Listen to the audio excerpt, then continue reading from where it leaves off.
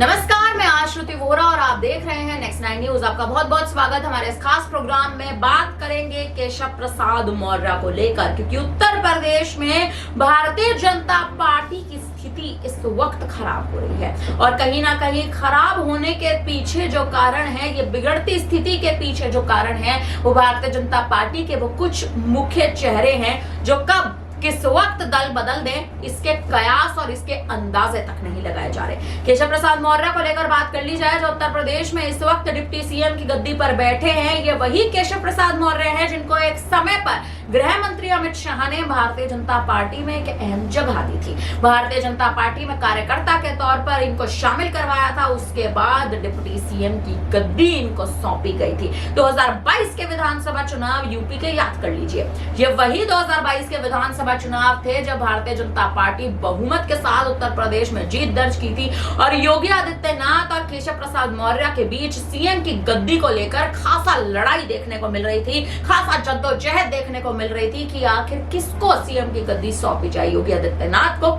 या केशव प्रसाद मौर्य को। केशव प्रसाद मौर्य उस वक्त भी तमाम प्रयास करते नजर आए कि डिप्टी सीएम की गद्दी उनको सौंप दी जाए, लेकिन बीजेपी आला कमान के निर्णय उनके पक्ष में ना थे।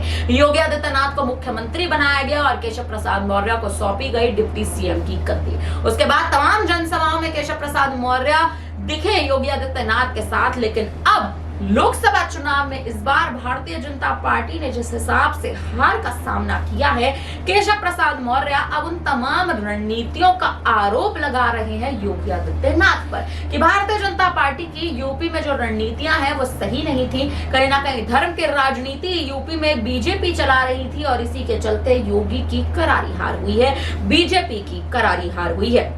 इसी बीच अखिलेश यादव के बड़े प्रस्ताव सामने रखना कि 100 लाइए सरकार बनाइए, कहीं ना कहीं समाजवादी पार्टी भी बीजेपी के खेमे में सेंधमारी करने का प्रयास तो कर रही है, लेकिन क्या समाजवादी पार्टी इसमें सफल हो पाएगी? वहीं तमाम और मुख्य चेहरे, ओपी राजभर की बात कर लीजिए, अनुप्रिया पटेल की बात कर लीजिए, ये कुछ ऐसे चेहरे हैं जो किसी भी वक्त बीजेपी का साथ, एनडीए का साथ छोड़ सकते हैं। कैसी आखिर उत्तर प्रदेश में भारतीय जनता पार्टी की स्थिति आने वाले समय में बनती नजर आएगी, इसी पर आज चर्चा करेंगे। हमारे साथ शालिनी मौजूद है। शालिनी, जब उत्तर प्रदेश की देखिए बात की जाती है तो बीजेपी की धर्म की राजनीति सबसे पहले उठती है। हाल ही में कांवड़ यात्रा को लेकर भी योगी आदित्यनाथ बड़ा बयान देते नजर आए थे, तब भी बुरी तरह से उनको घेरा गया था। उससे पहले लोकसभा चुनाव हारे तो धर्म के मुद्दा कहीं ना कहीं उठा और अब केशव प्रसाद मौर्य अगर आने वाले समय में पार्टी छोड़ते हैं तो भी केशव प्रसाद मौर्य कहीं ना कहीं बीजेपी की रणनीतियों को ही निशाना साधते पार्टी छोड़ते नजर आएंगे। हालांकि कोई भी औपचारिक ऐलान अभी तक केपी मौर्य नहीं करते नजर आए हैं, लेकिन क्या लगता है अखिलेश यादव की सेंधमारी क्या बीजेपी के खेमे में कामयाब हो पाएगी? अखिलेश यादव तो मौके का फायदा उठाएंगी। यहाँ पर न केवल अखिलेश यादव, जो विपक्षी पार्टियां हैं वो भी इसका पूरा फायदा उठाएंगी, क्योंकि आम चुनावों में जो नतीजे आए हैं वो उत्तर प्रदेश के समर्थन में, हम कह सकते हैं कि भारतीय जनता पार्टी के समर्थन में नहीं आए हैं, क्योंकि उत्तर प्रदेश में भारतीय जनता पार्टी की सरकार रही है काफी समय तक। ऐसे में अगर इस बार नुकसान होगा भारतीय जनता पार्टी को, तो इसका जो जिम्मेदार है उसको यहाँ पर देखा जाए तो सीएम योगी आदित्यनाथ को ठहराया जा रहा है। ऐसा लगातार सीधे तौर पर नहीं, लेकिन कहीं ना कहीं घुमा फिरा के बातें जो है वो कुछ इस तरीके से बताई जा रही है, बोली जा रही है, जो सीधा सीएम योगी आदित्यनाथ पर इसका पूरा ठीकरा फोड़ती है। ऐसे में अब जिस प्रकार से केशव प्रसाद मौर्य लगातार ऐसे कार्य कर रहे हैं जो भारतीय जनता पार्टी के खिलाफ है, यहाँ तक उन्होंने ये भी बयान दे दिया था कि सरकार से बड़ा संगठन होता है, जिसको लेकर भारतीय जनता पार्टी ने तो कोई प्रतिक्रिया नहीं दी, ना ही राज्यपाल ने कोई प्रतिक्रिया दी, लेकिन जो अधिवक्ता है उन्होंने इलाहाबाद हाईकोर्ट में इसकी जनहित याचिका दायर कर दी। उन्होंने कहा कि केशव प्रसाद मौर्य, जिन पर लगातार 7 आपराधिक मामले दर्ज हैं इतिहास में, आखिरकार उस व्यक्ति को डिप्टी सीएम कैसे बना दिया गया, ये कहाँ का कानून है? इस तरीके से वो बात यहाँ पर करते हुए नजर आते हैं। साथ ही वो ये कहते हैं कि आखिरकार भारतीय जनता पार्टी जो है वो इस बयान को लेकर आखिरकार कोई प्रतिक्रिया देती हुई नजर क्यों नहीं आ रही है? ये बयान ऐसा है जो भारतीय जनता पार्टी के सम्मान को ठेस पहुंचाता है, भारतीय जनता पार्टी की गरिमा को ठेस पहुंचाता है। ऐसे में केशव प्रसाद मौर्य अगर इस तरीके का बयान देते हैं तो उन्हें पार्टी से बाहर कर देना चाहिए। जनहित याचिका दायर की गई थी, लेकिन इलाहाबाद हाई कोर्ट की ओर से फैसला ये आया कि केशव प्रसाद मौर्य जो है वो भारतीय जनता पार्टी के ही नेता हैं।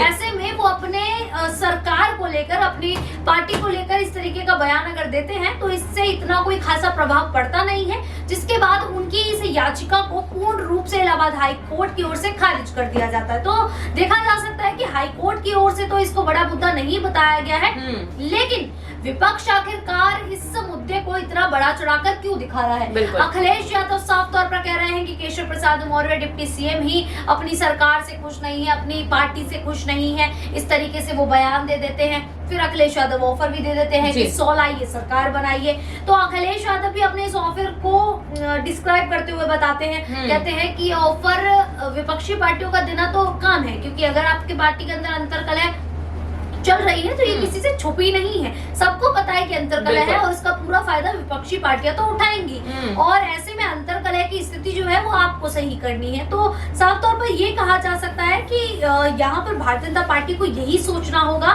कि वो एकजुट होकर चुनावी मैदान में उतरे। अगर आपस में ही लड़ते बढ़ते रहेंगे तो ऐसे में आम चुनावों में तो नुकसान हुआ ही है, आने वाले जो विधानसभा चुनाव है उसमें भी नुकसान होगा, और अभी हाल फिलहाल में जो उपचुनाव होने हैं 10 विधानसभा सीटों पर, उसमें भी भारतीय जनता पार्टी को नुकसान झेलना पड़ सकता है, क्योंकि 5 सीटें तो देखा जाए साफ तौर पर यहाँ समाजवादी पार्टी के खाते में जाती है। करहल सीट उनकी पारिवारिक सीट है, ऐसी और कई 4 सीटें हैं जिस पर समाजवादी पार्टी का पूर्ण रूप से समीकरण बन रहा है कि उनके खाते में जाएंगी। तो यहाँ पर देखा जाए तो भारतीय जनता पार्टी के पास केवल 3 सीटें आती हुई नजर आ रही है जो उनके खाते में जा सकती हैं। तो ऐसे में भारतीय जनता पार्टी को बिल्कुल सोच विचार करना होगा, रणनीतियां बनानी होंगी, अंतर्कलह की जो स्थिति है उसको सही करना होगा, तभी वो जीत दर्ज करते हुए नजर आ सकती है।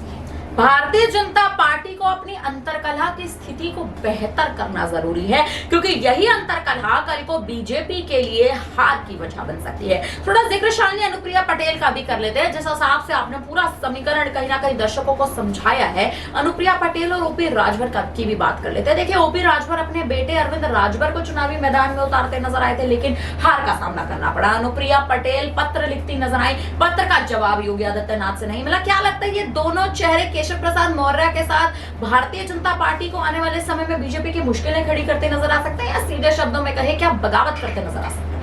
जिस तरीके से अनुप्रिया पटेल ने आवाज उठाई यहाँ पर अपनी ही पार्टी को लेकर, कहा ये जा रहा था कि जो अनुप्रिया पटेल हैं वो अपनी हार से थोड़ा परेशान है, क्योंकि उन्हें 2 सीटें दी गई थी, एक थी रॉबर्ट्सगंज और दूसरी थी यहाँ पर मिर्जापुर पे वो खुद उतरी थी, और रॉबर्ट्सगंज पे उन्होंने अपना उम्मीदवार मैदान में उतारा था। लेकिन जिस तरीके से रॉबर्ट्सगंज में वो हार जाती हैं और मिर्जापुर पे अनुप्रिया पटेल जो है वो जीत दर्ज करती तो है, लेकिन काफी ज्यादा जद्दोजहद के बाद उन्हें वहां पर जीत मिलती है। तो ऐसे में यही कहा जाता है कि अभी तक तो आपको आरक्षण का मुद्दा याद नहीं आया, लेकिन जैसे ही आपकी हार हो गई आपको आरक्षण का मुद्दा याद आने लगा। तो ऐसे में जब उन्हें लगा कि अब उनका जो सियासी जनाधार है वो उत्तर प्रदेश में कम हो रहा है, उनकी 2 सीटों पर कम हो रहा है, तो उन्होंने अपनी ही पार्टी के खिलाफ मोर्चा खोल दिया। यहाँ पर वो योगी आदित्यनाथ को आरक्षण को लेकर पत्र लिख देती है। जब उधर से इस आरक्षण के मुद्दे को लेकर जवाब मिलता है तो वो दूसरा पत्र लिखती है यहाँ पर टोल को लेकर। तो यही कहा जा सकता है श्रुति कि कहीं ना कहीं उन्हें अपनी राजनीति को लेकर, अपनी राजनीति का जो भविष्य है उसको लेकर खतरा जो है सता रहा है, जिसके कारण वो इस तरीके की हरकतें करती हुई नजर आ रही है। ऐसे में बिल्कुल सवाल ये खड़ा हो सकता है कि आने वाले समय में अपना फायदा देखते हुए ये तमाम जो नेता है वो बगावत करते हुए नजर आ सकते हैं। तमाम नेता उत्तर प्रदेश में भारतीय जनता पार्टी एनडीए के खेमे में बगावत करते नजर आ सकते हैं, क्योंकि अखिलेश यादव इस समय बड़ी रणनीतियां बना रहे हैं। ये रणनीतियां क्या सफल हो पाएंगी, ये रणनीतियां क्या बीजेपी और एनडीए के खेमे में अंतर्कलह की बड़ी वजह बन पाएंगी, ये देखना बेहद दिलचस्प होने वाला है। फिलहाल इस पूरी खबर पर आप क्या कहेंगे हमें कमेंट करके जरूर बताइएगा। फिलहाल के लिए हम दोनों को दीजिए इजाजत, बने रहिए हमारे साथ, देखते रहिए नेक्स्ट न्यूज। धन्यवाद।